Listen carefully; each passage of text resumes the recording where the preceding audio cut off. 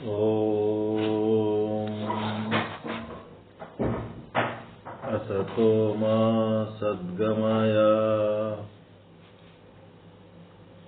ತಮಸೋ ಮಾ ಜ್ಯೋತಿರ್ಗಮಯ ಮೃತ್ಯೋರ್ಮಾ ಅಮೃತಂ ಗಮಯ. ಓಂ ಶಾಂತಿ ಶಾಂತಿ ಶಾಂತಿ.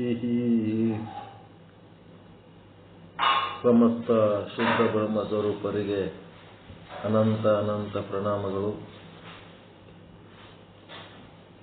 ನಿನ್ನೆ ತನಕ ಯೋಗದ ಪರಿಭಾಷೆಗಳನ್ನು ಕುರಿತು ಚರ್ಚೆ ಮಾಡಿ ಆಯಿತು. ಇವತ್ತ ಉಪದೇಯತೆ ಅಂತಂದ್ರೆ ಉಪಯೋಗ, ಏನು ಉಪಯೋಗದವಂತ, ಯೋಗದಿಂದ ಏನು ಪ್ರಯೋಜನ ಅನ್ನಂತ ವಿಚಾರ. ಯೋಗದಿಂದ ಏನ್ ಪ್ರಯೋಜನ? ಯೋಗ ಅಂದ್ರೆ ಏನ್ ತಿಳ್ಕೊಂಡಿರಿ?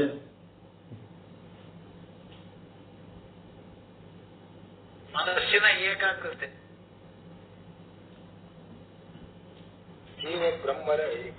ಜೀವ ಬ್ರಹ್ಮರ ಏಕತ್ವ ಅಥವಾ ಬ್ರಹ್ಮ ಸ್ವರೂಪದ ಭಾನ. ಜೀವ ಬ್ರಹ್ಮರ ಏಕತ್ವ ಅಂದ್ರೆ ಒಂದೇ, ಬ್ರಹ್ಮ ಸ್ವರೂಪದ ಭಾನ. ಎರಡು ಸೇರಿ ಒಂದಾಗದೆ ಯೋಗ. ಈ ಯೋಗದ ಪ್ರಯೋಜನ ಏನಪ್ಪಾ ಅಂತಂದ್ರೆ,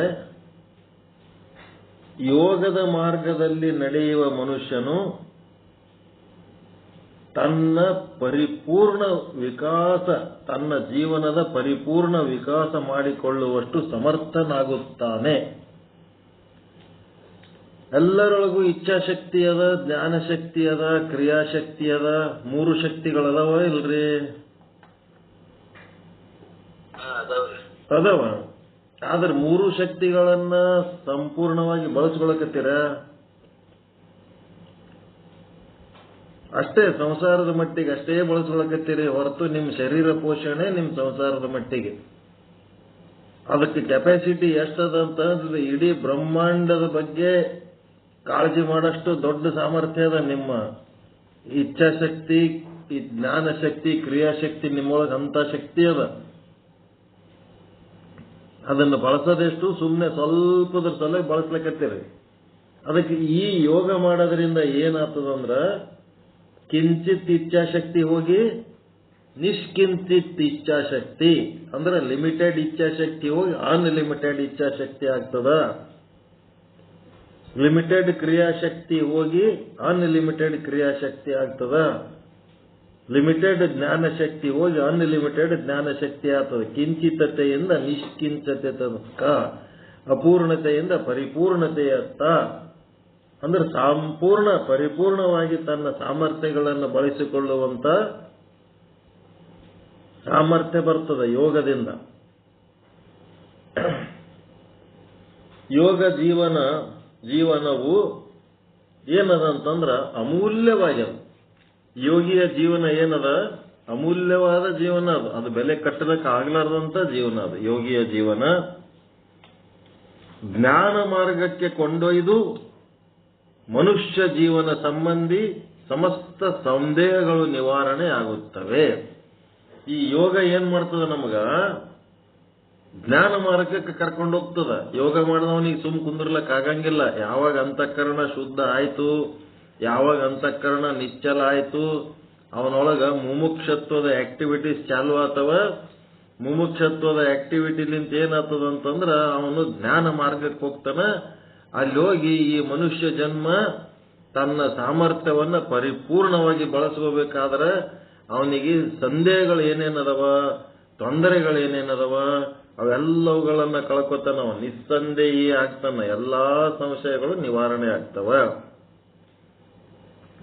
ಯೋಗದಿಂದ ಏನಾಗ್ತದಂದ್ರೆ ಪರಮ ಶಾಂತಿಯ ಅನುಭವ ಆಗ್ತದ. ಎದಕ್ ಮಾಡ್ಬೇಕ್ರಿ ಯೋಗ ಅಂತಂದ್ರೆ? ಪರಮಾನಂದ ಪ್ರಾಪ್ತಿ ಆಗ್ತದ, ಶಾಂತಿ ಆಗ್ತದ, ಜೀವನದಲ್ಲಿ ಸಂತೃಪ್ತಿ ಉಂಟಾಗ್ತದ. ಬೇಕಾ ಬೇಡ ಇವು? ಶಾಂತಿ, ಸಂತೃಪ್ತಿ, ನೆಮ್ಮದಿ ಇವು ಇಲ್ಲಂತಂದ್ರೆ ಏನಿದ್ದರೆ ಏನು ಉಪಯೋಗ ಅದು? ಮತ್ತೆ ದೊಡ್ಡದೊಂದು ಪ್ರಾಣಿನ ಕೊಲ್ಲಿದ್ರೆ ಪಾಪ ಹತ್ತಂಗಿಲ್ಲ ಅಂತ, ಆದ್ರೆ ಒಳಗೆ ಏನಾರ ಸಂಶಯ ಇಟ್ಕೊಂಡು ಸಾಯ್ತೀವಲ್ಲ, ಏನು ಡೌಟ್ ಕ್ಲಿಯರ್ ಮಾಡ್ಕೊಳ್ಳಾರ್ದೆ ಯಾವುದೋ ಒಂದು ವಿಷಯದ ಬಗ್ಗೆ ಹಂಗೆ ಸಂಶಯ ಇಟ್ಕೊಂಡು ಗುರುವಿನ ಹತ್ರ ಹೇಳಿ ಅದ್ರ ಬಗ್ಗೆ ಪರಿಹಾರ ತಿಳ್ಕೊಳ್ಳಾರ್ದೆ ಹಂಗೆ ಒಳಗೆ ಇಟ್ಕೊಂಡು ಸಾಯ್ತೀವಲ್ಲ, ಅದಕ್ಕಿಂತ ದೊಡ್ಡ ಪಾಪ ಮತ್ತೊಂದಿಲ್ಲ ಅಂತ. ನಿಸ್ಸಂಶಯವಾಗಿ ತಿಳ್ಕೋಬೇಕಂತ ಎಲ್ಲಾ ವಿಚಾರಗಳನ್ನ. ಮತ್ತೆ ಇಂದಿನ ಕಾಲದಲ್ಲಿ ಯುಗವನ್ನ ಏನಂತಾರಂದ್ರೆ ಯೋಗದ ಯುಗ ಅಂತಾರೆ. ಎಲ್ಲರೂ ಯೋಗದ ಸಾಧನೆಗಳಲ್ಲೇ ತೊಡಗ್ಯಾರ. ಬಹಳಷ್ಟು ಜನ ಯೋಗ ಸಾಧನೆಯಲ್ಲಿ ತೊಡಗ್ಯಾರಲ್ರಿ. ಈಗ ಎಲ್ಲಿ ಬೇಕಲ್ಲಿ ಸಾವಿರ ಸತ್ಸಂಗಗಳು ನಡೀತಾವ ಒಂದೊಂದು ಊರೊಳಗೆ. ಇದಕ್ಕೇನಂತಾರ ಯೋಗ ಯುಗ ಅಂತಾರಂತ. ಹಿಂದಿನ ಕಾಲದಲ್ಲಿ ಸಮಸ್ತ ಜನರಿಗೆ ಈ ಯೋಗ ವಿದ್ಯೆಯು ಲಭ್ಯವಿರಲಿಲ್ಲ. ಎಲ್ಲರಿಗೆ ಇದು ಯೋಗ ವಿದ್ಯೆ ಸಿಗುತ್ತಿದ್ದಿಲ್ಲ. ಕೇವಲ ಒಂದು ವರ್ಣದ ಜನರಿಗೆ ಮಾತ್ರ ಇದು ಸಾಧ್ಯವಿತ್ತು. ಈಗಿನ ಕಾಲದಲ್ಲಿ ಸರ್ವರಿಗೂ ಯೋಗ ವಿದ್ಯೆ ಕಲಿಸುವ ಸೌಲಭ್ಯವಿದೆ. ಮನುಷ್ಯ ಜೀವನವನ್ನ ಅತ್ಯಂತ ಉಚ್ಚ ಸ್ತರಕ್ಕೆ ಕೊಂಡೊಯ್ಯುವ ಎಲ್ಲಾ ಸಾಧ್ಯತೆಗಳು ಈ ಯೋಗ ಜೀವನದಲ್ಲದವ. ಯೋಗ ಜೀವನದಿಂದ ಮನುಷ್ಯ ಜನ್ಮ ಏನಾಗ್ತದ, ಅತ್ಯಂತ ಉಚ್ಚ ಸ್ತರಕ್ಕಂತಂದ್ರ ಪೂರ್ತಿ ಅಲ್ಟಿಮೇಟ್ ಅಂತ ಒಂದು ಸ್ಥಾನಮಾನಕ್ಕೆ ಹೋಗೋ ಚಾನ್ಸ್ ಅದ. ಸಾಧನೆಗೈದು ಏನ್ ಮಾಡ್ಬೇಕು, ಸಾಧ್ಯತೆಗಳದವ, ಆದರೆ ಸಾಧನೆಗೈದು ಸಮರ್ಥರಾಗಬೇಕು, ಸಾಧನೆ ಮಾಡಬೇಕು. ಸಾಧನೆ ಮಾಡ್ಲಾರ್ದೆ ಸುಮ್ಮನೆ ಮನುಷ್ಯ ಜನ್ಮ ಶ್ರೇಷ್ಠ ಅಂದ್ರೆ ಶ್ರೇಷ್ಠವಾದ ಸಾಧನೆ ಮಾಡಿ ಶ್ರೇಷ್ಠವಾದ ಸ್ಥಿತಿ ಗತಿ ಮತಿಗಳನ್ನು ಹೊಂದಿದ್ರೆ ಶ್ರೇಷ್ಠ, ಇಲ್ಲಂತಂದ್ರೆ ಕನಿಷ್ಠನೇ ಅದು. ಮತ್ತೆ ಎಲ್ಲರೂ ಯೋಗಿಗಳಾಗಬೇಕು. ಇಡೀ ಬ್ರಹ್ಮಾಂಡವು ಯೋಗಮಯವಾಗಬೇಕು. ಅಂಥದೊಂದು ಸಾಧ್ಯತೆ ಈ ಯೋಗದಿಂದದ. ಮನುಷ್ಯ ಜನ್ಮವೇ ಇಡೀ ಬ್ರಹ್ಮಾಂಡದಲ್ಲಿ ಅಮೂಲ್ಯ ಜೀವನ ವಿಧಾನವಾಗಿದೆ. ಕಾರಣ 84 ಲಕ್ಷ ಜೀವರಾಶಿಗಳ ಪೈಕಿ ಮನುಷ್ಯ ಮಾತ್ರ ತನ್ನ ಜೀವನವನ್ನು ಸಂಪೂರ್ಣವಾಗಿ ಅಭಿವೃದ್ಧಿಪಡಿಸಿಕೊಳ್ಳುವುದಕ್ಕೆ ಸಾಧ್ಯ ಆಗ್ಯದ. ಮತ್ತಿನ್ನೇನಾಗ್ಯದ, ಜನನ ಮರಣ ರೂಪ ಸಂಸಾರದಿಂದ ಮುಕ್ತವಾಗುವಂತ ಸಾಮರ್ಥ್ಯ ಈ ಮನುಷ್ಯನಿಗೊಬ್ಬನಿಗೆ ಅದ. ಬೇರೆ ಪ್ರಾಣಿಗಳಿಗಿಂತದೇನಾದ್ರೆ ಮೋಕ್ಷ ಸಾಧನೆ ಮಾಡಿ ಜನನ ಮರಣದಿಂದ ಮುಕ್ತ ಆಗಂತ ಸಾಮರ್ಥ್ಯ ಅದ ಏನ್ರಿ ಬೇರೆ ಯಾವ ಪ್ರಾಣಿಗಳಿಗರಿ ಜಗತ್ತಿನಾಗ? ತನ್ನಲ್ಲಿರುವ ವಿಮರ್ಶಾ ಶಕ್ತಿ, ಮನುಷ್ಯನಿಗಿರುವಂತ ಒಂದು ವಿಮರ್ಶಾ ಶಕ್ತಿ ಅದ. ಆ ಶಕ್ತಿ ಏನ್ ಮಾಡ್ತದ, ನಿನ್ನಿಗಿಂತ ಇವತ್ತ ವಿಶೇಷ ಮಾಡ್ತದ, ಇವತ್ತಿನಿಗಿಂತ ನಾಳೆ ವಿಶೇಷ ಮಾಡಿ ತೋರಿಸ್ತದ. ಆದಿಕಾಲದಲ್ಲಿ ಆದಿಮಾನವ, ಮಂಗ ಮತ್ತೆ ಇತರ ಪಕ್ಷಿಗಳು ಪ್ರಾಣಿಗಳು ಗುಹೆಯಲ್ಲಿ ವಾಸ ಮಾಡ್ತಿದ್ದು. ಪಕ್ಷಿಗಳೆಲ್ಲ ಕಸ ಕಡ್ಡಿ ತಗೊಂಡು ಮನಿ ಕಟ್ಕೋತಿದ್ದು. ಮತ್ತೆ ಆದಿಕಾಲದಲ್ಲಿ ಕಸ ಕಡ್ಡಿ ತಗೊಂಡು ಮನಿ ಕಟ್ಕೊಳಕತ್ತಾವಲ್ಲ, ಈಗ ಏನ್ ಮಾಡ್ಲಕತ್ತಾವ ಪಕ್ಷಿಗಳು? ಈಗ ಎದರ್ಲಿಂದ ಮನಿ ಕಟ್ಕೊಳಕತ್ತಾವ? ಈಗೇನ್ ಮತ್ತೆ ಬೇರೆ ಹೊಸ ಮಟೀರಿಯಲ್ ತಗೊಂಡು ಏನ್ರ ಕಟ್ಟಕತ್ತಾವ ಏನಾರ? ಅದೇ ಕಸ ಕಡ್ಡಿ ತಗೊಂಡೆ ಮನಿ ಕಟ್ಕೊಳಕತ್ತಾವ. ಯಾವ ಕಾಲದಾಗ ಹಿಡಿದು ಅದೇ ಮಾಡ್ಲಕತ್ತಾವ. ಆದ್ರೆ ಮನುಷ್ಯನಲ್ಲಿ ಏನದ, ವಿಮರ್ಶಾ ಶಕ್ತಿ ಇರುವುದರಿಂದ ಇವನು ಮೊದಲು ಕಸ ಕಡ್ಡಿ ತಗೊಂಡು ಎಲಿ ತಪ್ಪಲ ತೊಗಟಿ ತಗೊಂಡು ಚಳಿ ಮಳಿ ಬಿಸಿಲಿನಿಂದ ರಕ್ಷಣೆ ಮಾಡ್ಕೊಂಡ ಮುಂದೆ ಬರ್ತಾ ಅವನು ನಾಗರಿಕನಾಗಿ ದೊಡ್ಡ ದೊಡ್ಡ ನಗರಗಳನ್ನ ಸೃಷ್ಟಿ ಮಾಡಿ ಎಂತಿಂತ ಮನಿಗಳು ಬಂಗ್ಲೆಗಳು ಕಟ್ಕೊಂಡು ಅದ್ರಾಗ ಅವ ಹ್ಯಾಂಗ್ ಅದನ್ನ ನೋಡ್ರಿ, ವಿಚಾರ ಮಾಡ್ರಿ. ಅದಕ್ಕೆ ವಿಮರ್ಶಾ ಶಕ್ತಿಲಿಂತ ಅವನು ಜನನ ಮರಣ ರೂಪಿ ಸಂಸಾರದಿಂದಲೂ ಮುಕ್ತ ಆಗ್ತಾನ. ಮತ್ತು ತನ್ನ ಜೀವನದಲ್ಲಿ ಸಂಪೂರ್ಣ ಅಭಿವೃದ್ಧಿ ಪಡಿಸಿಕೊಳ್ಳಕ ಅವನೊಳಗೊಂದು ವಿಮರ್ಶಾ ಶಕ್ತಿ ಅಂತದ. ಅದು ಏನಾಗಬೇಕು, ವಿಕಸಿತವಾಗಬೇಕು. ಅವರೊಳಗಿರುವ ವಿಮರ್ಶಾ ಶಕ್ತಿ ವಿಕಸಿತವಾಗಬೇಕು. ಇವತ್ತ ಇದ್ದಂಗ ನಾಳೆ ಇರಬಾರ್ದು, ನನ್ನ ಜೀವನ ಇನ್ನೂ ಶ್ರೇಷ್ಠ ಆಗ್ಬೇಕು, ನನ್ನ ಜೀವನದಲ್ಲಿ ವ್ಯತ್ಯಾಸ ಬರಬೇಕು ಅನ್ನಂಥದ್ದು ಒಳಗ ತುಡಿತಾ ಇರಬೇಕು. ಒಬ್ಬರ ಮನೆಗೆ ಹೋದಾಗ ಒಂದು 3 ವರ್ಷದ ಕೂಸಿನ ನೋಡಿರ್ತಾರ. 3 ವರ್ಷದ ಕೂಸಿನ ನೋಡಿ ಮತ್ತೊಂದು 10 ವರ್ಷ ಬಿಟ್ಟು ಆದತ್ನಾಗ ಅದು 3 ವರ್ಷದ ಕೂಸು ಏನಾಗಿರ್ತದ, ಎಷ್ಟು ವರ್ಷದಿಂದಾಗಿರ್ತದ? ಮೊದಲಾದಾಗ 3 ವರ್ಷದ ಕೂಸಿತ್ತು, 10 ವರ್ಷ ಬಿಟ್ಟಕ್ಕೆ ಮತ್ತೆ ಹೋದಾಗ ಅದು 3 ವರ್ಷದ ಕೂಸು ಎಷ್ಟು ವರ್ಷದಿಂದಾಗಿರ್ತದ? 13 ವರ್ಷದ ಕೂಸು ಆಗಿರ್ತದ. 13 ವರ್ಷದ ಕೂಸಿನಾಗ ವ್ಯತ್ಯಾಸ ಆಗಿರ್ಬೇಕಾ ಬೇಡ? ಆಗಿರ್ಬೇಕು. ಬಿಟ್ಟಿಗೆ ಅದು ಮತ್ತೆ 3 ವರ್ಷದ ಕೂಸಿದ್ದಂಗೆ ಇತ್ತಂತಂದ್ರ ನೋಡ್ಲಕ್ ಮನಸ್ಸು ಬರ್ತದ ಅದಕ್ಕ. ಹಂಗ ವಿಕಾಸ ಆಗ್ಬೇಕು, ನಮ್ಮೊಳಗಿರುವಂತ ಸಾಮರ್ಥ್ಯಗಳು ವಿಕಾಸ ಆಗ್ಬೇಕು. ಮನುಷ್ಯನಿಗೆ ತನ್ನ ಸಮಸ್ತ ವಿಶ್ವದ ಸಮಸ್ತ ಪಂಚಭೂತಾತ್ಮಕ ಪ್ರಪಂಚದ 84 ಲಕ್ಷ ಜೀವರಾಶಿಗಳ ಗುಣ ಸ್ವಭಾವಗಳನ್ನು ಅರಿಯುವಂತ ಸಾಮರ್ಥ್ಯ ಇದೆ. ಅವ ಪಂಚಭೂತಾತ್ಮಕ ವಸ್ತುಗಳೆಲ್ಲ ಎಂಥವದವ, ಅದರಿಂದ ಏನು ಉಪಯೋಗ ಆಗ್ತದ, ಮತ್ತ ಈ ಜಗತ್ತಿಲಿಂತ ಏನು ಉಪಯೋಗ ಆಗ್ತದ, 84 ಲಕ್ಷ ಜೀವರಾಶಿಗಳಿಂದ ನನಗೆ ಎದಕ್ಕೆ ಉಪಯೋಗ ಅದ ಅಂತೇಳಿ ಅವುಗಳ ಗುಣ ಸ್ವಭಾವಗಳನ್ನು ತಿಳಿದುಕೊಳ್ಳುವಂತ ಸಾಮರ್ಥ್ಯ ಈ ಮನುಷ್ಯನಿಗದ.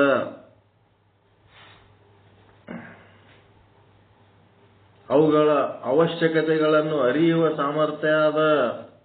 ಅವಕ್ಕೇನ್ ಬೇಕು ಏನ್ ಬೇಡ ಅವನು ತಿಳ್ಕೊತಾನ. ಅವುಗಳಿಗೆ ಹಿತವನ್ನು ಉಂಟು ಮಾಡುವ ಸಾಮರ್ಥ್ಯ ಅದ. ಎಷ್ಟದ ನೋಡ್ರಿ ಈ ಮನುಷ್ಯಗ, 84 ಲಕ್ಷ ಜೀವರಾಶಿಗಳ ಗುಣ ಸ್ವಭಾವವನ್ನು ತಿಳ್ಕೊತಾನ, ಅವುಗಳ ಅವಶ್ಯಕತೆಗಳು ತಿಳ್ಕೊತಾನ, ಅವೆಲ್ಲವುಗಳಿಗೆ ಕಲ್ಯಾಣ ಬಯಸುವಂತ ಗುಣನು ಅವನು ಬಲ್ಯದ. ಇದನ್ನೇ ಪ್ರಜ್ಞೆ ಅಂತಾರ. ಯೋಗ ಜೀವನ ಪದ್ಧತಿಯೇ ಅತ್ಯಂತ ಶ್ರೇಷ್ಠ ಜೀವನ ಪದ್ಧತಿಯಾಗಿದೆ. ಕೇವಲ ಮನುಷ್ಯ ಜೀವನ ಪದ್ಧತಿ ಅಲ್ಲ. ಮನುಷ್ಯನಾಗಿ ಬದುಕೋದು ಬೇಕಾಗಿಲ್ಲ, ಯೋಗಿಯಾಗಿ ಬದುಕಬೇಕಾಗ್ಯದ. ಆಹಾರ, ನಿದ್ರೆ, ಭಯ, ಮೈಥುನಾದಿಗಳಿಗೆ ಸೀಮಿತವಾದ ಜೀವನ ಪದ್ಧತಿ ಪಶು ಸಮಾನವಾಗಿದೆ. ಯೋಗ ಜೀವನ ಇದೇನಾಗ್ಯದ, ನಮ್ಮ ದೇಶದ ಸಂಸ್ಕೃತಿಯಾಗ್ಯದ. ಹಿಂಗಾಗಿ ನಾವೇನ್ ಮಾಡಬೇಕು, ಪ್ರತಿಯೊಬ್ಬರು ಯೋಗ ಸಾಧನೆಯಲ್ಲಿ ತೊಡಗಬೇಕು. ಹಿಂಗಾಗಿ ಇದು ಯೋಗದ ಪ್ರಯೋಜನಗಳನ್ನ ಕುರಿತು ಹೇಳಿದ್ದಾಯ್ತು. ಯೋಗದಿಂದ ಏನು ಉಪಯೋಗ ಆಗ್ತದ, ಅದಕ್ಕ ಈಗೇನದ, ನಮ್ಮಲ್ಲಿ ಒಂದೊಂದೇ ಯೋಗ ಪದ್ಧತಿಗಳನ್ನ ತಿಳ್ಕೋಬೇಕಾದ್ರೆ ಅತ್ಯಂತ ಆರಂಭದಲ್ಲಿ ಫಸ್ಟ್ ಯೋಗ ಯಾವತ್ತು ತಿಳ್ಕೋಬೇಕಂದ್ರೆ ಕರ್ಮ ಯೋಗ ತಿಳ್ಕೋಬೇಕು. ಕೆಲಸಗಳೆಲ್ಲ ಮಾಡ್ತೀರಿ, ಆ ಮಾಡುವ ಕೆಲಸದ ಸಮಯದಲ್ಲಿ ನಿಮ್ಮ ಲಕ್ಷ್ಯ ಎಲ್ಲಿರ್ಬೇಕು, ಮೋಕ್ಷದ ಕಡೆ ಇರಬೇಕು. ಬೆಳಗ್ಗೆಯಿಂದ ಸಾಯಂಕಾಲ ತನಕ ಏನೇ ಕೆಲಸ ಮಾಡಿದರೂ ಸಹಿತ ಇದು ಪರಮಾನಂದ ಪ್ರಾಪ್ತಿ ಕೊಡ್ತದೋ, ಏನು ಪರಮಾನಂದ ನಿವೃತ್ತಿ ಮಾಡ್ತದೋ, ಮತ್ತೆ ದುಃಖ ನಿವೃತ್ತಿ ಮಾಡ್ತದೋ, ದುಃಖ ಕೊಡ್ತದೋ ಇದು ಮುಂದ, ಇದರಲ್ಲಿಂತ ಎಂತ ಫಲ ಬರ್ತದ ಅನ್ನೋದು ತಿಳಿದು ಮಾಡಬೇಕು. ನೀವು ಅದು ತಿಳಿದು ಮಾಡಿದ್ರಿ, ದೇವರ ಸೇವೆ ಅಂತ ಮಾಡಿದರೆ ಅದು ಕರ್ಮಯೋಗ ಆಯ್ತು. ನೀವು ದೇವರನ್ನು ಮರೆತು ದೇವರ ಸೇವೆ ಅಲ್ಲ ಅಂತೇಳಿ ನೀವು ಸ್ವಾರ್ಥದ ಸೇವೆಯಿಂದ ನೀವು ಏನಾರ ಕೆಲಸ ಮಾಡಿ ಸಂಪಾದನೆ ಮಾಡಿದ್ರಿ ಅಂತಂದ್ರೆ ಅದು ಕರ್ಮಯೋಗ ಆಗಲ್ಲ, ಬರೇ ಕರ್ಮ ಆಗ್ತದೆ. ಅದಕ್ಕೆ ಫಸ್ಟ್ ಏನ್ ಮಾಡ್ಲಕತ್ತೀರಿ, ಈಗ ಕರ್ಮಯೋಗದ ಬಗ್ಗೆ ತಿಳ್ಕೋಬೇಕು. ಇವತ್ತು ಪೀಠಿಕೆ ಹಾಕ್ತೀನಿ, ನಾಳೆ ಕರ್ಮಯೋಗದ ಬಗ್ಗೆ ಡೀಟೇಲ್ ಆಗಿ ಹೇಳ್ತೇನೆ. ಕರ್ಮಯೋಗ ಎಂದರೇನು ಅಂತ ಪ್ರಶ್ನೆ. ಕರ್ಮಯೋಗ ಅಂದ್ರೆ ಕರ್ಮದ ಮಾಧ್ಯಮದಿಂದ, ಕರ್ಮ ಅಂದ್ರೆ ಏನು, ಮೈ ಕೈಗಳಿಂದ ಕೆಲಸ ಮಾಡ್ತಿರಿಲ್ಲ, ಕರ್ಮಗಳ ಮಾಧ್ಯಮದಿಂದ ಏನ್ ಮಾಡಬೇಕು, ಯಾವ ಪ್ರಕಾರ ಸಾಧನಾ ಕ್ರಮ ಮುಂದುವರಿಯುತ್ತದೆಯೋ, ಕರ್ಮಗಳ ಮಾಧ್ಯಮದಿಂದ ಯಾವ ಪ್ರಕಾರ ಸಾಧನಾ ಕ್ರಮ ಮುಂದುವರಿಯುತ್ತದೆಯೋ ಮತ್ತು ಕರ್ಮಯೋಗದ ಮೂಲಕ ಮನುಷ್ಯನು ಯಾವ ಪ್ರಕಾರವಾಗಿ ತನ್ನ ಪರಮಗತಿಯನ್ನು ಪ್ರಾಪ್ತಿ ಮಾಡಿಕೊಳ್ಳುತ್ತಾನೋ. ಏನ್ ಪರಮಗತಿ? ಶಿವೋಹಂ ಅಹಂ ಬ್ರಹ್ಮಾಸ್ಮಿ ತತ್ ತ್ವಮಸಿ. ಇಂಥದೊಂದು ಗತಿ ಕರ್ಮದ ಮೂಲಕ ಅವ ಮಾಡಿಕೊಂಡನು ಅಂತಂದ್ರೆ ಅದೇ ಕರ್ಮಯೋಗ.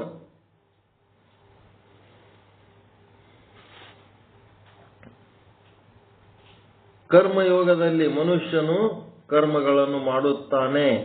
ಆದರೆ ಕರ್ಮಯೋಗದಲ್ಲಿ ಮನುಷ್ಯ ಕರ್ಮ ಮಾಡ್ತಾನೆ. ಕರ್ಮ ಮಾಡೋದ್ರಾಗ ಏನು ಕನ್ಸೆಷನ್ ಇದೆ, ಎಲ್ಲ ಮಾಡಬೇಕು.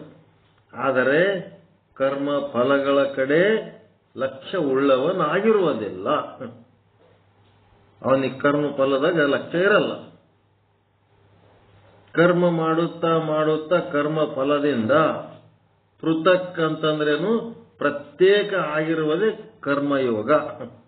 ಪೃಥಕ್ ಅಂದ್ರೆ ಪ್ರತ್ಯೇಕ, ಅದರಿಂದ ಸಪರೇಟ್ ಇರ್ಬೇಕು, ಅದಕ್ಕೆ ಅಂಟ್ಕೋಬಾರದು.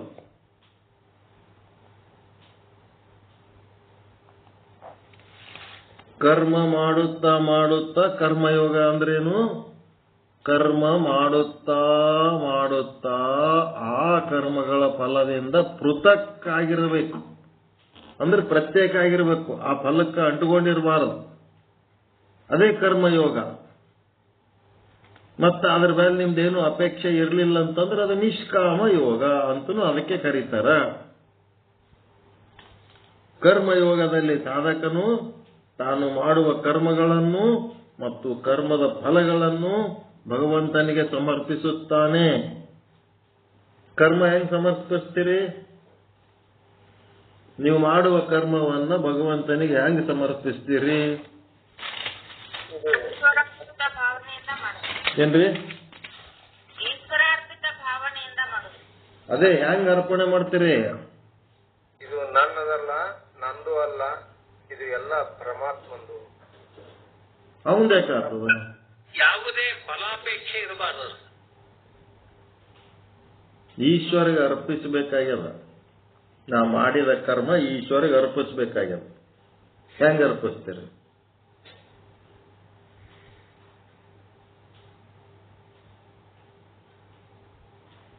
ಈಶ್ವರ, ನೀನೇ ನನ್ನೊಳಗಿದ್ದು ಪ್ರೇರಣೆ ಮಾಡಿ ಈ ಕೆಲಸ ಮಾಡಿಸ್ಕೊಂಡಿದೆಪ್ಪ. ಈ ಕೆಲಸ ನಂದಲ್ಲ, ನಿಂದು. ಇದು ನನಗಾಗಿ ಅಲ್ಲ, ನಿನಗಾಗಿ. ಇದು ನನ್ನಿಂದ ಮಾಡಿಲ್ಲಪ್ಪ, ಇದು ನಿನ್ನಿಂದಲೇ ಮಾಡಿದಿ. ಇದು ನನ್ನದಲ್ಲಪ್ಪ ಕೆಲಸ, ನಿನ್ನದೇ ಕೆಲಸ. ಈ ರೀತಿಯಾಗಿ ಈಶ್ವರನಿಗೆ ಕರ್ಮಗಳನ್ನ ಏನ್ ಮಾಡಬೇಕು? ಸಮರ್ಪಿಸಬೇಕು. ನಾನು, ನನ್ನದು, ನನ್ನಿಂದ, ನನಗಾಗಿ ಅನ್ನೋದ್ರ ಬದಲಿ ಏನನ್ಬೇಕು?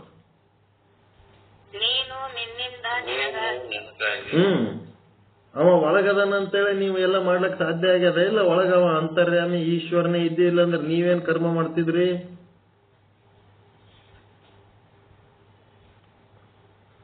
ಅವ ಈಶ್ವರನೇ ಒಳಗಿದ್ದಿದ್ದಿಲ್ಲ, ನಿಮಗೇನು ಪ್ರೇರಣೆ ಮಾಡಿದ್ದಿಲ್ಲ ಅಂದ್ರೆ ನೀವ್ ಯಾಕೆ ಕರ್ಮ ಮಾಡ್ತಿದ್ರಿ?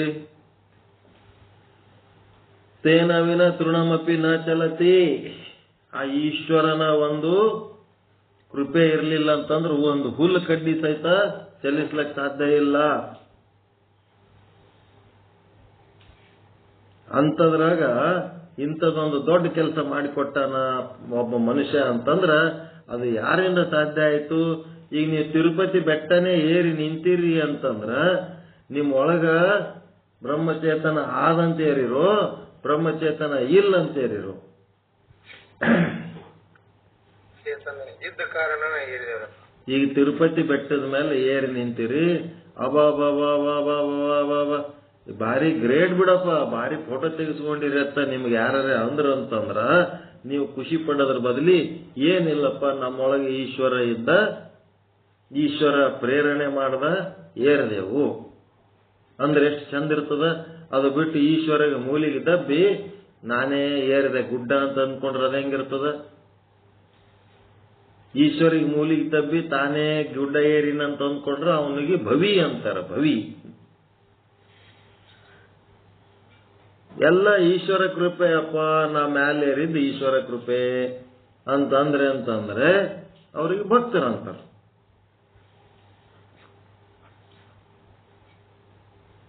ಹೆಂಗ್ ಮಾಡ್ತೀರಿ?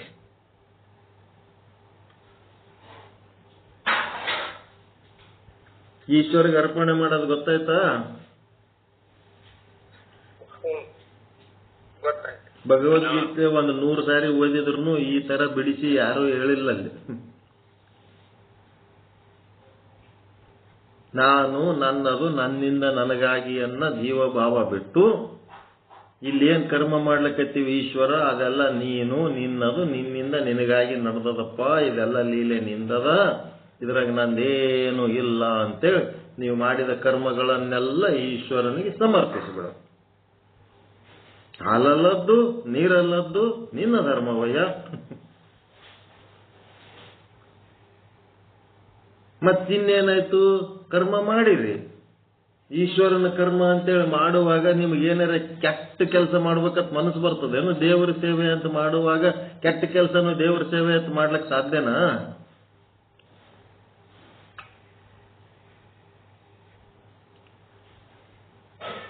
ಬರಂಗಿಲ್ಲ ಅದು. ದುಷ್ಟ ಕೆಲಸಗಳು ದೇವರ ಸೇವೆ ಅಂತ ಮಾಡ್ಲಕ್ ಬರಂಗಿಲ್ಲ, ಈಶ್ವರನಿಗೆ ಅರ್ಪಿಸ್ಲಕ್ ಬರಂಗಿಲ್ಲ.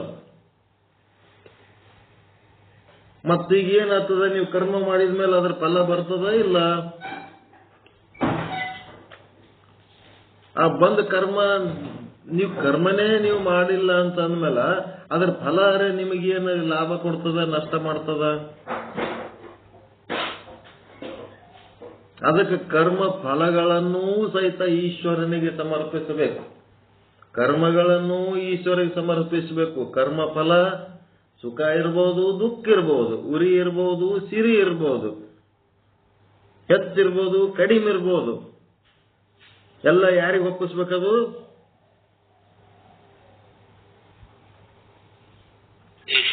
ಈಶ್ವರಿಗೆ ಒಪ್ಪಿಸ್ಬೇಕು. ಎನ್ನ ವಾಮಕ್ಷಮ ನಿನ್ನದಯ್ಯ, ಎನ್ನ ಹಾನಿ ವೃದ್ಧಿ ನಿನ್ನದಯ್ಯ, ಎನ್ನ ಮಾನಾಪಮಾನ ನಿನ್ನದಯ್ಯ, ಬಳ್ಳಿಗೆ ಕಾಯಿ ದಿಮ್ಮಿತೆ ಕೂಡಲ ಸಂಗಮ ದೇವ ಅಂತ ಒಂದು ವಚನ ಬರ್ತದೆ. ನಂದೇನಿಲ್ಲಪ್ಪ, ಎಲ್ಲ ನಿಂದತೆ ಸಮರ್ಪಿಸಬೇಕು. ಕರ್ಮಗಳನ್ನ ಸಮರ್ಪಿಸೋದು ಗೊತ್ತಾಯ್ತು, ಕರ್ಮ ಫಲಗಳನ್ನ ಸಮರ್ಪಿಸೋದು ಗೊತ್ತಾಯ್ತು. ಕರ್ಮ ಫಲ ಮತ್ತು ಕರ್ಮಗಳನ್ನ ಸಮರ್ಪಣೆ ಮಾಡುವುದೇ ಏನು? ಕರ್ಮಯೋಗ. ಮತ್ತ ಕರ್ಮ ಮಾಡೋದು ನಮಗೆ ಸಂಬಂಧ ಇಲ್ಲ ಅಂತಂದ್ಮೇಲೆ ಯಾಕೆ ಮಾಡ್ಬೇಕು ಅಂತಂದ್ರ, ಪಾತ್ರ ವಹಿಸೀವಿ ಅಂತಂದ್ರೆ ಪಾತ್ರ ಚೆನ್ನಾಗಿ ಮಾಡೇಬೇಕು. ನಾಟಕ ಮಾಡಾಗ ಪಾತ್ರ ವಹಿಸಿಕೆ ಇದು ಸುಳ್ಳು ಪಾತ್ರ ಅದ, ನಾನ್ಯಾಕೆ ಮಾಡ್ಲಿ ಅಂತಂದ್ರೆ ಮಾಡ್ಲೇಬೇಕು. ಅದು ಡ್ಯೂಟಿ, ಅದು ಮಾಡ್ಲೇಬೇಕು. ಅದಕ್ಕೆ ಕರ್ಮ ಮಾಡೋದ್ರ ನಿರಾಸಕ್ತಿ ಆಗಂಗಿಲ್ಲ.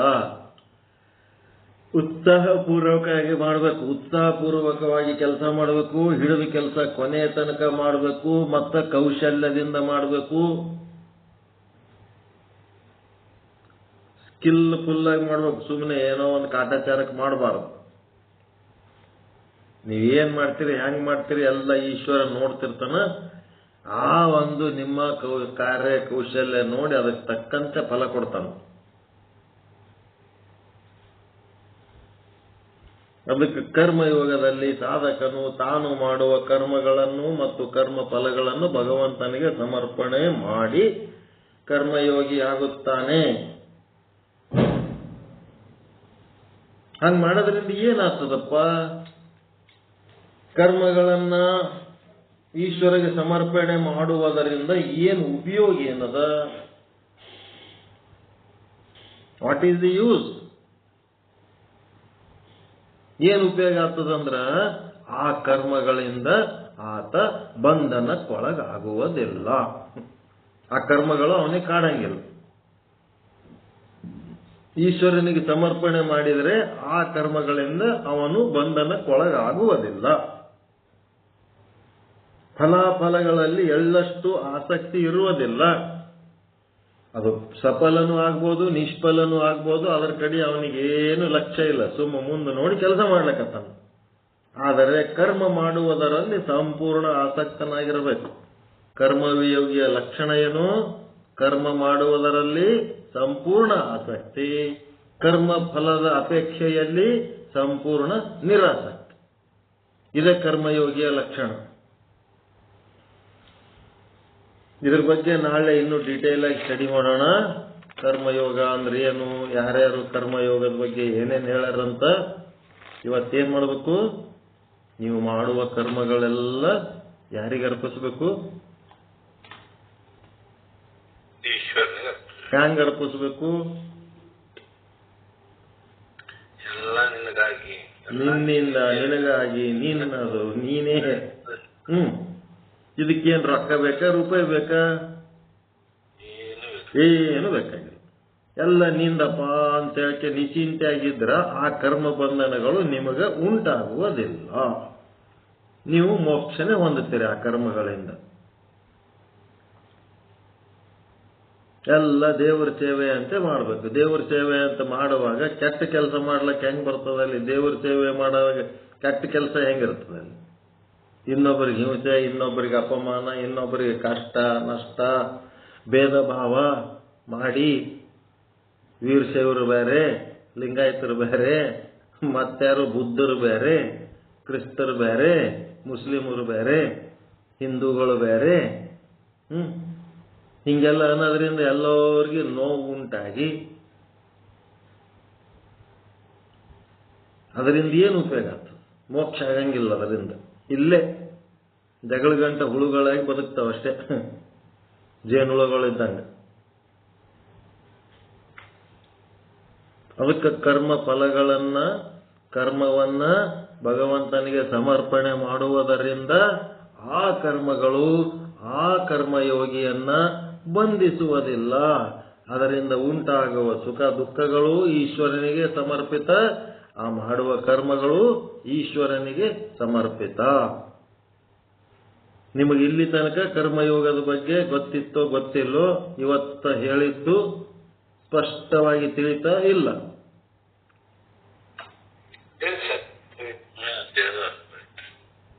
ಮಸ್ತದಲ್ರಿ? ಆರಾಮ ಏಟರೇ ತ್ರಾಸಾಗಲ್ಲ ಜೀವನದಾಗ. ನಂದು ಏನದೋ ಈಶ್ವರ, ಇದು ಜಗತ್ತು ನಿಂದದ, ನೀ ಏನ್ ಮಾಡ್ತಿ ಮಾಡಪ್ಪ.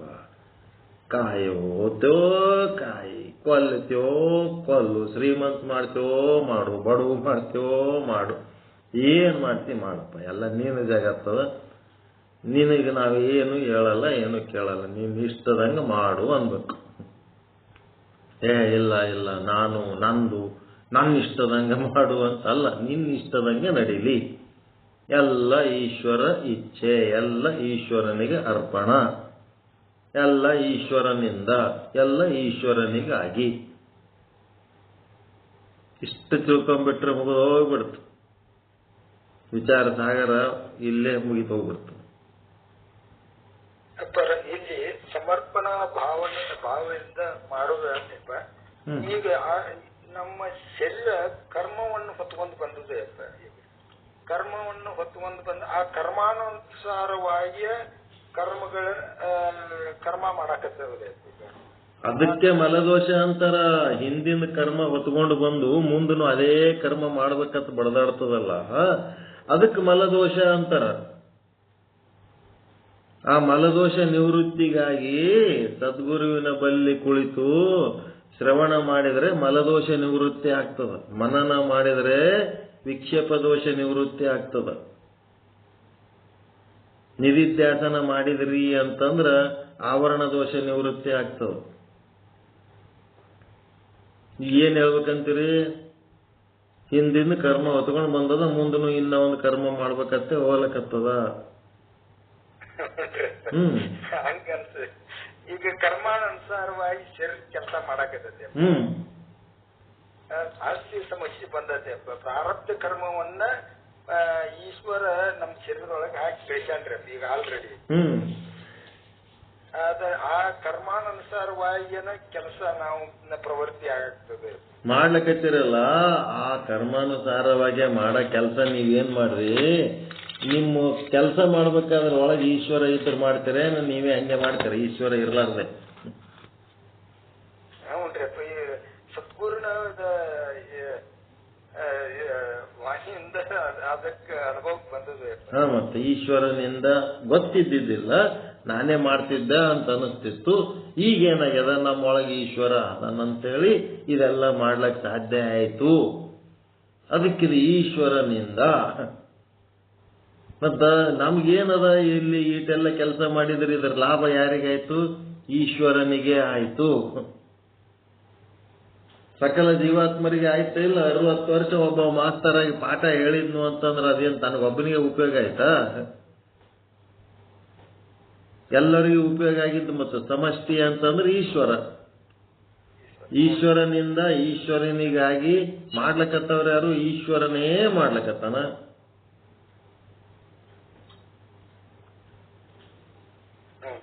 ಹಿಂಗ್ ತಿಳ್ಕೊಂಡು ಎಲ್ಲ ಈಶ್ವರನ್ ಕೆಲಸ ಮಾಡ್ಬೇಕು. ಕರ್ಮಗಳು ತಗೊಂಡು ಬಂದಿರಿ, ಏನ್ ಮಾಡಿರಿ ಎಲ್ಲ ಖರೆ, ಆದ್ರೆ ಅದೆಲ್ಲ ಈಶ್ವರನಿಂದ ನಡೆದದ. ಇದು ಕರ್ಮ ತಗೊಂಡು ಬಂದದ್ದು ಈಶ್ವರ, ಫಲಭೋಗ ತಂದದ್ದು ಈಶ್ವರ, ಎಲ್ಲನೂ ಈಶ್ವರನಿಂದ ನಡೆದದು.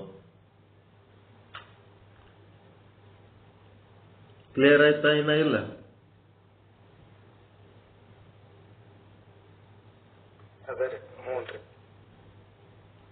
ಸರಳವಾಗಿ ಒಪ್ಕೋತೀರ ಏನ್ ಬಿಗಿಯಾಗಿ ಒಪ್ಕೊಳಕತ್ತೀರ ಒತ್ತಡಕ್ಕ? ಎಲ್ಲ ಈಶ್ವರಂದಲ್ಲಕ್ಕೆ ಏನಾಗ್ಯಾವ? ನೀವು ಕರ್ಮ ಹಿಂದಿನ ಮಾಡಿರೋ, ಈಗ ಅನುಭವಿಸ್ಲಕತ್ತೀರೋ, ಎಲ್ಲ ಈಶ್ವರಂದ. ನಮ್ದು ಏನದ? ಹಿಂಗ ಅಂದ್ಬಿಟ್ರಿ ಅಂತಂದ್ರೆ ಆ ಕರ್ಮ ಬಂಧನಗಳು ನಿಮಗೆ ಉಂಟಾಗೋದಿಲ್ಲ.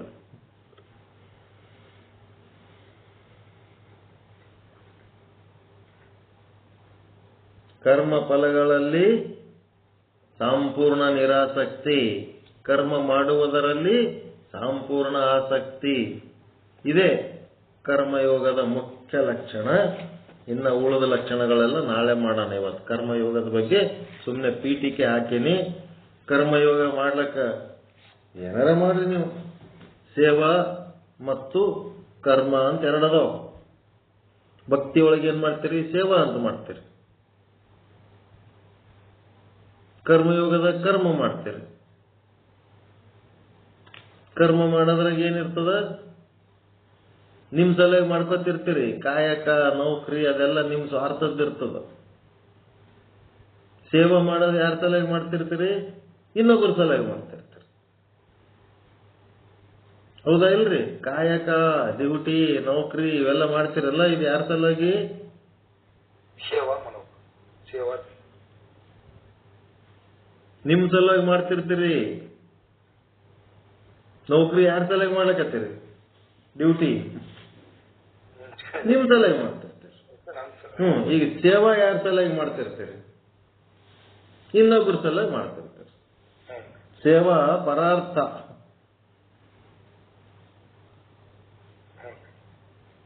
ಕರ್ಮ ಸ್ವಾರ್ಥ.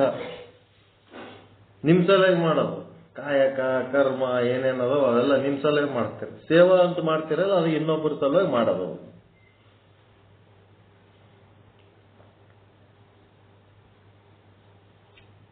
ಇಲ್ಲಿ ಕರ್ಮ ಈಗ ಈಶ್ವರ ಭಾವಾತ್ಮನಿಂದ ಕರ್ಮವನ್ನ ಸಮರ್ಪಣಾ ಭಾವದಿಂದ ಮಾಡಿದ್ರೆ ಕರ್ಮ ಲೇಪನ ಆಗುದಿಲ್ಲ. ಇದಾಯ್ತು.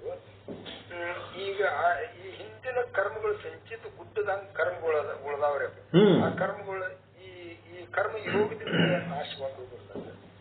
ಸಂಚಿತ ಕರ್ಮಗಳು, ಆಗಾಮಿ ಕರ್ಮಗಳು ಮತ್ತೆ ಪ್ರಾರಬ್ಧ ಕರ್ಮಗಳು ಇವೆಲ್ಲ ಏನದವಪ್ಪ ಅಂತಂದ್ರೆ, ಸಂಚಿತ ಕರ್ಮ ಎಷ್ಟೇ ದೊಡ್ಡದು, ಎವರೆಸ್ಟ್ ಶಿಖರದಷ್ಟು ಬೆಟ್ಟ ಇದ್ರೂ ಸಹಿತ ಅದು ಒಂದು ಹತ್ತಿ ಬೆಟ್ಟಕ್ಕ ಜ್ಞಾನದ ಕಿಡಿ ಹತ್ತಿತ್ತಂದ್ರೆ ಏನಾಗ್ತದ? ಅರಳೆ ಬೆಟ್ಟ ಅದಂತ ತಿಳ್ಕೊಳ್ರಿ. ಅದು ಎಷ್ಟರ ಎವರೆಸ್ಟ್ ಶಿಖರಕ್ಕಿಂತ ಇನ್ನ ದೊಡ್ಡದೇ ಆದ ಅಂದ್ರೂ ಜ್ಞಾನದ ಕಿಡಿ ಹತ್ತಿದ್ರೆ ಹಂಗ ಹತ್ತಿಯ ಬೆಟ್ಟ, ಅರಳೆ ಬೆಟ್ಟ ಸುಟ್ಟು ಭಸ್ಮಾತದ. ಹಂಗ ನಿಮಗ ಜೀವ ಬ್ರಹ್ಮರ ಏಕತ್ವದ ಒಂದು ಜ್ಞಾನ ಆಗಿ, ಈ ದೇಹ ನಾನಲ್ಲ, ನಾನು ಶುದ್ಧ ಬ್ರಹ್ಮಾಭಿನ್ನ ಪ್ರತ್ಯೇಗಾತ್ಮ ಚೇತನ ಸ್ವರೂಪದಿನಿ ಅಂತಂದ್ರೆ ಕರ್ಮಗಳು ನಿಮ್ಮ ಆತ್ಮಕ್ಕೆ ಸಂಬಂಧಪಟ್ಟದ್ದಲ್ಲದು. ನಿಮ್ಮ ಸ್ಥೂಲ ಶರೀರ, ಸೂಕ್ಷ್ಮ ಶರೀರ, ಕಾರಣ ಶರೀರಕ್ಕೆ ಸಂಬಂಧಪಟ್ಟದ್ದದು. ಆ ಮೂರು ಶರೀರಗಳೇ ನಾನಲ್ಲ ಅಂತಂದ್ಮೇಲೆ ಆ ಶರೀರದಿಂದ ಮಾಡಿದ ಕರ್ಮ ಆದ್ರೂ ನಂದು ಹೆಂಗಾಗಿರ್ತದದು? ಆಗಂಗಿಲ್ಲ. ಈಗ ನೀವು ಮನಿ ಕಟ್ಲಕತ್ತೀರಿ, ಹೊಸ ಒಂದೀಗ ಬಾಡಿಗೆ ಮನೆಯಾಗ ಅದಿರಿ. ಈಗ ಬಾಡಿಗೆ ಮನೆಯಾಗ ಕೆಲವೊಂದು ನಳದಾಗ ನೀರ ಜೋರ್ ಬರ್ತಾವ, ಕೆಲವೊಂದು ನಳದಾಗ ನೀರ ಸಣ್ಣ ಬರ್ತಾವ, ಕೆಲವೊಂದ್ರಾಗ ಬರಂಗೇ ಇಲ್ಲ, ಕೆಲವೊಂದು ಆ ಮನಿ ಒಳಗೆ ಏನೇನೋ ಸಮಸ್ಯೆಗಳದಾವ. ಇದ್ದೊತ್ನಾಗ ನೀವು ಆ ಮನಿ ಒಳಗ ಇರೋ ತನಕ ಆ ಸಮಸ್ಯೆಗಳನ್ನ ನೀವು ಅನುಭವಿಸ್ತಿರ್ತೀರಿ. ನಾಳೆ ನೀವು ಮನಿ ಕಟ್ಕೊಂಡು ಆ ಕಡೆ ಮನಿಗೆ ಹೋದ್ರಿ ಅಂತಂದ್ರ ಈ ಮನಿ ಸಮಸ್ಯೆಗಳು ನಿಮಗೇನ್ ಸಂಬಂಧ ಬೀಳ್ತಾವ? ಹಂಗ ಇದು ಶರೀರನೇ ನಾನಲ್ಲ ಅಂತಂದ್ಮೇಲೆ ಶರೀರದಿಂದ ಮಾಡಿದ ಕರ್ಮಗಳಾದ್ರೂ ನಮಗೇನ್ ಸಂಬಂಧ ಬೀಳ್ತಾವ?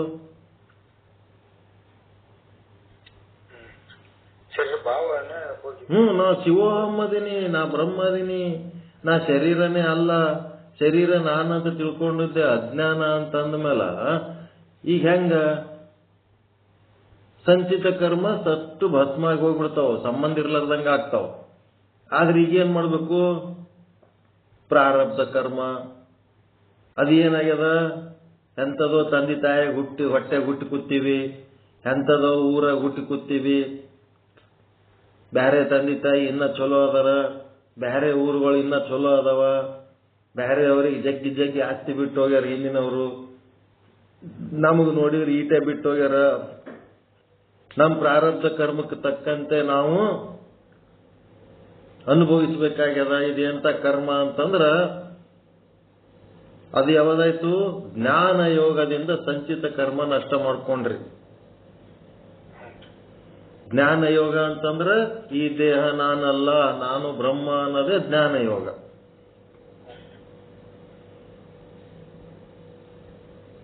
ಇಲ್ಲೇನಾಗ್ಯದ?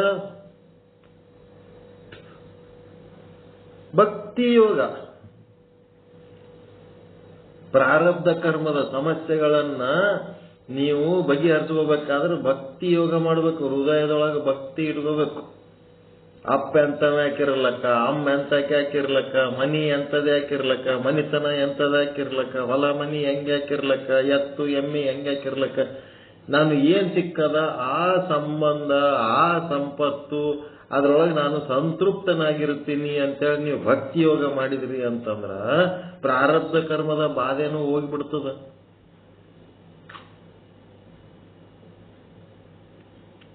ನಿಮ್ ಹೃದಯದೊಳಗ ಪ್ರೀತಿ ಉಕ್ಕಿತು ಅಂತಂದ್ರ ಆ ಪ್ರಾರಬ್ಧ ಕರ್ಮ ಎಷ್ಟೇ ಕಷ್ಟ ಕೊಟ್ಟರು ಸಹಿತ ಅದು ನಿಮ್ಗ ಸುಖನೇ ಅನ್ನಿಸ್ತದ.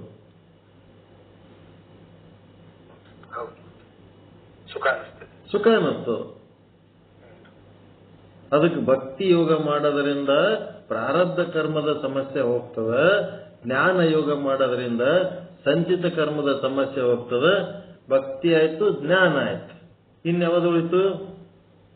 ಕರ್ಮಯೋಗ. ಕರ್ಮಯೋಗ.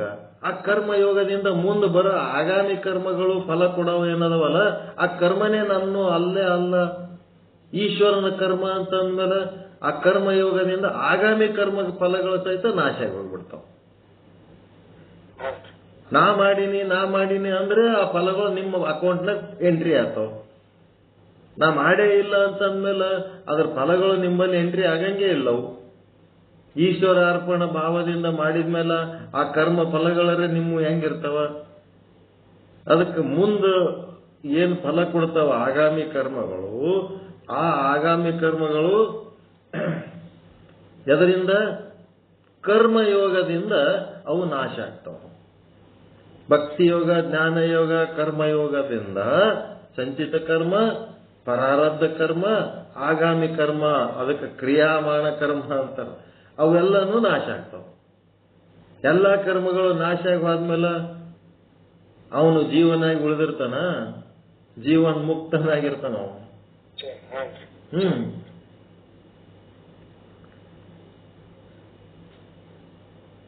ಅದಕ್ಕೆ ವಿಚಾರ ಚಂದ್ರೋದಯ ಡೀಟೇಲ್ ಆಗಿ ಸ್ಟಡಿ ಮಾಡಿ ನಮ್ಮ ಪಾಠಗಳು ಕೇಳಿದ್ರಿ ಅಂದ್ರೆ ಈ ರೀತಿ ಸಂಶಯ ಬರ್ತಿರಲಿಲ್ಲ.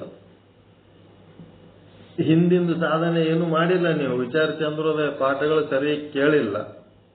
ನಾ ಸ್ವಲ್ಪ ಹೇಳಿನಿ. ನಾನು ಇಲ್ಲಿ ಕರ್ಮ ಸಿದ್ಧಾಂತ ನಾ ಹೇಳ್ದಟ್ಟು ಯಾರೂ ಹೇಳಿಲ್ಲ, ಅಷ್ಟು ದೊಡ್ಡ ಪ್ರಮಾಣದ ಹೇಳಿನಿ ವಿಚಾರ ಚಂದ್ರೋದಯದಾಗ. ಓಕೆ, ಮತ್ತೇನ್ ಡೌಟ್ ಅವರಿ? ಎಲ್ಲ ಕ್ಲಿಯರ್ ಐತ್ರ? ಹ್ಞೂ ರೀ. ಎಲ್ಲ ಈಶ್ವರಂದಂತ ಹೇಳಿಕೆ ಅವನಿಗೆ ಒಪ್ಪಿಸ್ಬಿಟ್ರಿ ಅಂತಂದ್ರೆ ಆಗಾಮಿ ಕರ್ಮಗಳು ನಷ್ಟ ಆಗ್ತವ. ದೇಹವೇ ನಾನು ಅನ್ನೋಂಥದ್ದು ಏನಾರೇ ಅನ್ಕೊಂಡು ನೀವು ಶಿವೋಹಂ ಭಾವದೊಳಗೆ ಹೋಗ್ಬಿಟ್ರಿ ತತ್ವಮಸಿದಾಗ ಹೋದ್ರೆ ಸಂಚಿತ ಕರ್ಮ ನಷ್ಟ ಆಗ್ತವ. ಈಗ ಇದ್ದ ಪ್ರಾರಬ್ಧ ಕರ್ಮದಲ್ಲಿ ನಮ್ಮ ಜೀವನಕ್ಕೆ ಸುಖ ಆದೋ ದುಃಖ ಆದೋ ಹೃದಯದೊಳಗೆ ಒಂದಿಷ್ಟು ಭಕ್ತಿ ಒಡಮೂಡಿಸ್ಕೊಂಡ್ಬಿಟ್ಟೆವಂತಂದ್ರ ಪ್ರಾರಬ್ಧ ಕರ್ಮದ ಬಾಧೆಗಳು ಸಹಿತ ಕರಗಿ ಹೋಗ್ಬಿಡ್ತಾವ. ಎಲ್ಲಾ ಕರ್ಮ ಬಾಧೆಗಳು ಕಳ್ಕೊಂಡ್ಮೇಲೆ ಅವನು ಜೀವನ್ ಮುಕ್ತನಾಗಿರ್ತಾನ. ಪುನರ್ಜನ್ಮ ಬೇಕ ಬೇಡ ಬರ್ಲಲ್ಲ, ಎಷ್ಟು ಸಾರಿ ಯಾಕೆ ಬರ್ಲಕ್ಕ, ಎಷ್ಟು ಸಾರಿ ಯಾಕೆ ಹೋಗಲಕ್ಕ. ಪ್ರತಿ ಸಾರಿ ನಾವು ಏನಾಗಬೇಕು, ಒಳ್ಳೆ ಸಾಧು ಸಜ್ಜನರ ಮಧ್ಯೆನೆ ಹುಟ್ಟಸಪ್ಪ ಅಂತ ಬಸವಣ್ಣ ಕೇಳ್ತಾನೆ. ಎಷ್ಟು ಸಾರಿ ಹುಟ್ಟಿಸ್ತಿ, ಎಷ್ಟು ಸಾರಿ ಸಾಯಿಸ್ತೇತ್ ನಾವು ಕೇಳಂಗಿಲ್ಲ ಈಶ್ವರ, ಆದ್ರೆ ಚಲೋ ಮಂದೆ ಹುಟ್ಟಸಪ್ಪ, ಅದೇ ಒಂದು ನಮ್ಮ ರಿಕ್ವೆಸ್ಟ್.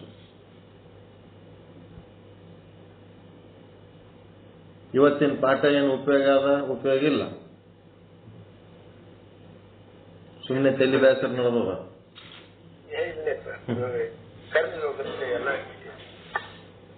ಓಸು ಯೋಗ ಚಾನ್ ಬೀನ್ ಮಾಡಿ ಹೋಗಿತೀರಿ ಈಗ ನೀವು. ಎಲ್ಲದರದು ಮೂಲ ಅರ್ಥಗಳನ್ನ ಹೇಳಿಕೊಡ್ಲಕತ್ತೀನಿ ನಾನು.